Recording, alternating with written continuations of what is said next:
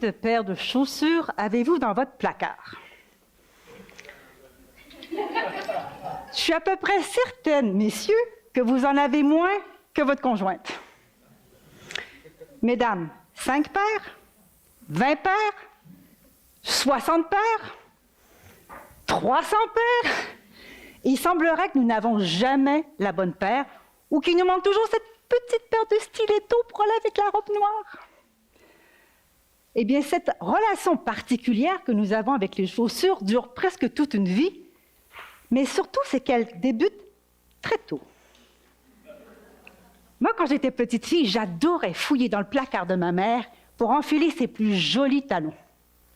Au son des clic-clac, clic-clac, clic-clac, j'avais l'impression de me transformer en une grande dame. J'étais vraiment bien loin de me douter que plus tard, ceci me permettrait d'élaborer un programme et de publier un livre sur l'art de porter les talons hauts. Et c'est effectivement ma passion pour le mouvement, à travers mes 30 années de danse, de mime et de marionnette, qui me permet aujourd'hui d'accompagner les femmes, d'aider les femmes, des hommes aussi, je vais vous dire franchement, à retrouver contact avec leur pouvoir féminin, leur confiance en soi, à travers cet objet révélateur qui est le talon haut. Tout au long de mes recherches, j'étais quand même très surprise de constater à quel point, tout au long de son évolution, le talon haut a été fidèle témoin de son temps. Si le talon haut puise ses origines au Proche-Orient du IXe siècle, alors que les cavaliers portaient des bottes à talons afin de mieux tenir sur leurs étriers, c'est à un tout petit bout de femme, de 15 ans, que nous devons le talon haut comme accessoire de mode. Afin de rivaliser avec la magnifique Diane de Poitiers, qui était à l'époque la maîtresse de son futur époux, Catherine de Médicis demanda à son bottique vénitien de lui confectionner une bottine à talons afin de pouvoir avoir un peu plus de panache le jour de son mariage avec le futur roi de France. Elle fit absolument sensation. Le talon haut fut adopté par toutes les cours d'Europe et il devient un signe distinctif de l'aristocratie. À ce titre, il fut longtemps porté par les hommes autant que par les femmes ou les enfants. Il évolua au cours de l'histoire, au cours des modes, des caprices des rois et de la dextérité de leurs artisans. Il faut quand même se rappeler que tout au long de son évolution, à l'instant où le talon haut était associé, identifié avec le pouvoir économique ou le pouvoir social ou à la fonctionnalité, il était nécessairement associé avec la domination masculine. A contrario, lorsqu'il était identifié avec la frivolité ou l'ineptie, ou encore qu'il présentait des valeurs érotiques, il était associé avec la féminité. Ainsi, sous l'influence des philosophes du siècle des Lumières, alors que la femme fut cataloguée comme un être irrationnel et par voie de conséquence inapte à devenir citoyenne à part entière, le talon haut fut abandonné par les hommes, il perdit son symbole emblématique d'objet de pouvoir pour devenir enfin un accessoire exclusivement féminin. Il n'en faudra pas plus pour que le talon haut soit récupéré par les artistes à travers la gravure et la peinture érotique. En 1863, Édouard Manet fut le premier peintre à illustrer une femme toute nue, talons aux pieds, sa fameuse Olympia. Mais ce sont surtout les pornographes de la fin du 19e siècle qui profitèrent de l'avancée technique de la photographie en série pour érotiser le talon haut. Leurs petites cartes postales en noir et blanc, où figurait leur modèle nu talons aux pieds, circulaient secrètement sous les manteaux et éveillaient bien des désirs. Femmes, nudité, talons hauts. La chaussure se charge d'érotisme et devient un puissant symbole sexuel. Alors, qu'est-ce qui fait que ce petit objet peut être qualifié ainsi d'objet sexuel? Mais il faut d'abord comprendre que la chaussure habille, ou plutôt déshabille le pied, qui de tout le corps féminin est la partie la plus érotisée. Voyons donc. En Amérique, bien sûr que non. Le pied, c'est quelque chose de moche. Ça a des verrues, des cordes, des oignons, des pieds d'athlète.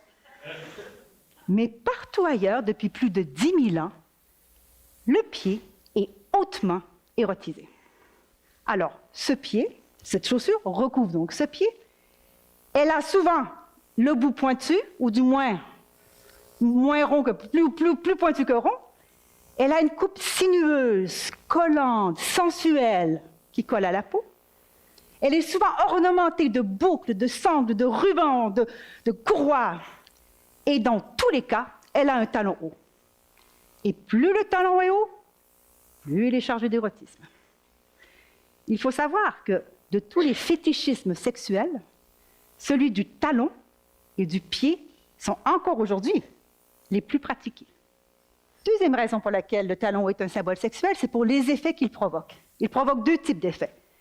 Des effets psychologiques et des effets physiologiques. Physiologiquement, qu'est-ce qui se passe? Il modifie le corps de la femme en accentuant ses attributs féminins tout en les érotisant. Le pied, dans un talon, paraît plus petit et cambré. Alors, ce pied, encore ici, on le veut petit et cambré, pourquoi?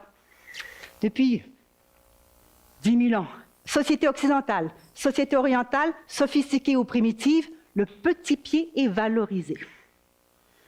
Même Dr. Alfred Kinsley, dans ses recherches des années 50, avait découvert que pendant l'orgasme, vous remarquez ça ce soir, mesdames, messieurs?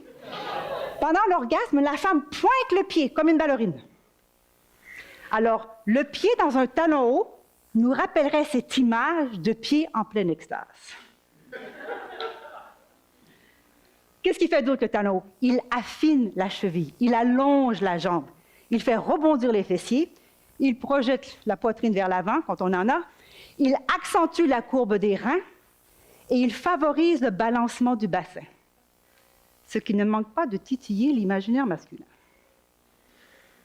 Mais il fait aussi des drôles de choses, le talon haut, c'est-à-dire qu'il dérange la verticalité naturelle du corps en projetant le poids de la porteuse vers l'avant. Il dérange donc cette verticalité, il dérange la marche, il saccade le pas, il le raccourcit, et il est la cause de 1001 douleurs. Et malgré tous les avertissements du corps médical pour nous faire arrêter de porter des talons, des dangers, des blessures, des maux, etc., franchement, mesdames, allons-nous redescendre sur le plancher des vaches. Deuxième type d'effet, les effets psychologiques. Ils sont très différents si nous sommes la personne qui porte le talon ou la personne qui en est témoin. Mesdames, lorsque vous enfilez vos talons hauts, est-ce que vous ressentez quelque chose de particulier? Il y a des femmes qui me disent « je me sens plus féminine, je me sens plus sexy ». Mais toutes les femmes de mon entourage, et surtout les centaines de femmes à qui je donne des formations, sont à peu près toutes d'accord pour dire que dès l'instant où elles enfilent leurs chaussures, elles sentent une espèce d'énergie monter en elles, une espèce de pouvoir, une espèce de confiance qui se développe, et que cette confiance, ce pouvoir-là, se traduit vraiment sous une forme d'assurance. Et consciemment ou non, cette assurance, elles vont le puiser au plus profond de leur énergie féminine. Contrairement à ce qu'on pourrait croire, peu de femmes achètent ou portent des talons dans le but de séduire ou de réveiller votre libido, messieurs. Les femmes achètent leurs talons souvent sur des coups de cœur, selon leurs humeurs, en forme de compensation ou de récompense. Mais elles les portent principalement pour elles-mêmes, pour le pouvoir qu'elles leur donnent. Côté masculin, c'est toute une autre histoire. Même s'il y a quelques-uns d'entre vous qui avouent ne pas être intéressés du tout par les talons, c'est correct. La plupart des hommes avouent finalement que le talon donc, réveille quelque chose chez eux. Hein?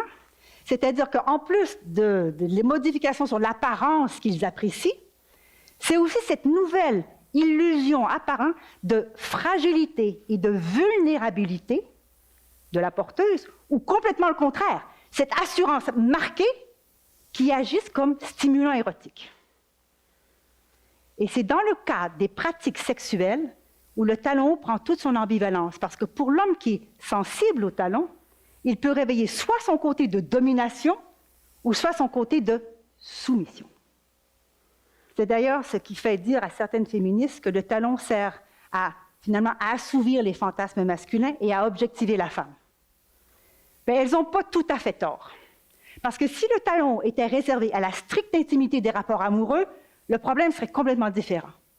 Mais puisque le talon haut fait partie intégrante de la vie des femmes et qu'elles le portent autant dans le cadre de leur vie personnelle que dans le cadre de leur vie professionnelle, le danger survient à partir du moment où le message qu'elles souhaitent transmettre est mal compris, ou l'image qu'elles dégagent est mal interprétée. Le phénomène est d'autant plus criant, finalement, que nous assistons depuis quelques années au phénomène vraiment dévastateur de l'hypersexualisation, qui est vraiment véhiculé par la mode et les médias. Les designers ont outrageusement sexualisé leur création en empruntant les codes issus de la pornographie et en banalisant bien des formes de fétichisme. Il est parfois vraiment difficile de savoir si les chaussures en boutique, vraiment à qui elles sont destinées.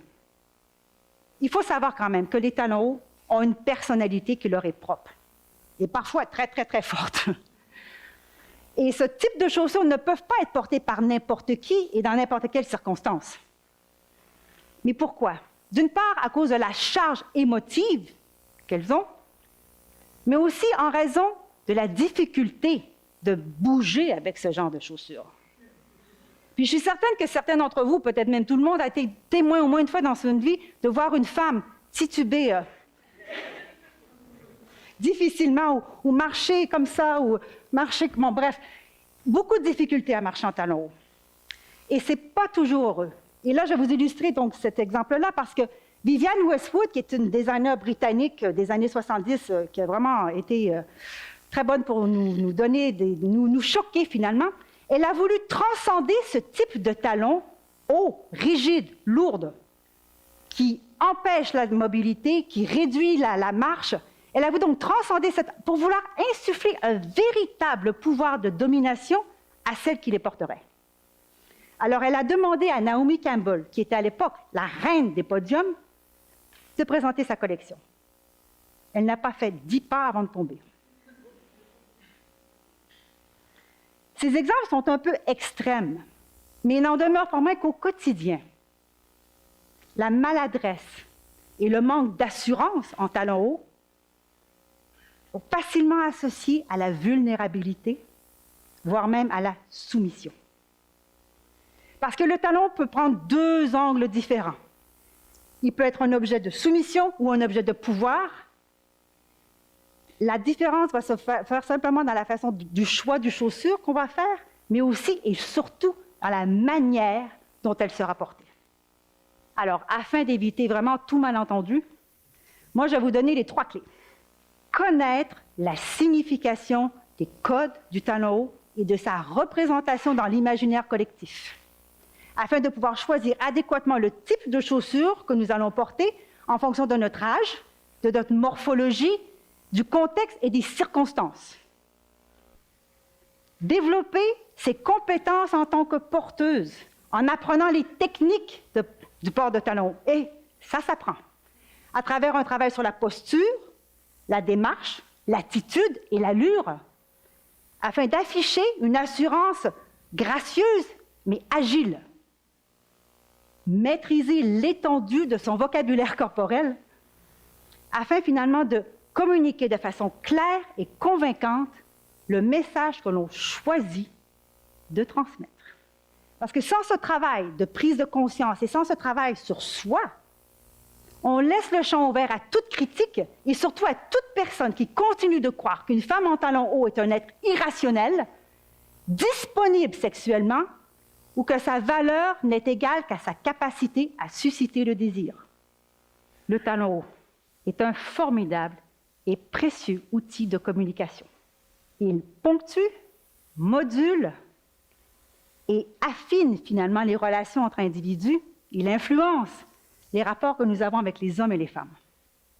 Mais parce qu'il est si étroitement associé à la séduction, à la sexualité et aujourd'hui à la pornographie, il est essentiel de pouvoir décider de la représentation que nous souhaitons donner de nous-mêmes. Parce que le talon n'a de sens que s'il nous permet d'affirmer notre identité et d'exprimer fidèlement qui nous sommes. Je crois sincèrement que le talon haut est en train de devenir un symbole d'affirmation d'une féminité nouvelle revendiquant des valeurs plus humanistes et plus universelles. Et comme bien des femmes, on choisit souvent de porter des talons hauts, déjà pour renverser notre rôle de subalterne, pour renforcer notre confiance, pour même affirmer notre autorité, avancer dans nos carrières. La femme actuelle, la femme de la Renaissance au carré, n'a pas besoin de talons hauts pour s'affirmer ou pour vivre sa féminité. Mais moi, je suis convaincue que si nous devons choisir de porter des talons hauts, on devrait choisir de saisir le pouvoir original et emblématique que la petite Catherine de Médicis a fait naître il y a plus de 400 ans. Alors, symbole sexuel paradoxal ou contradictoire, attribut féminin, accessoire de mode, le talon haut. Objet de soumission, objet de pouvoir. C'est à chacun de vous de décider. Merci.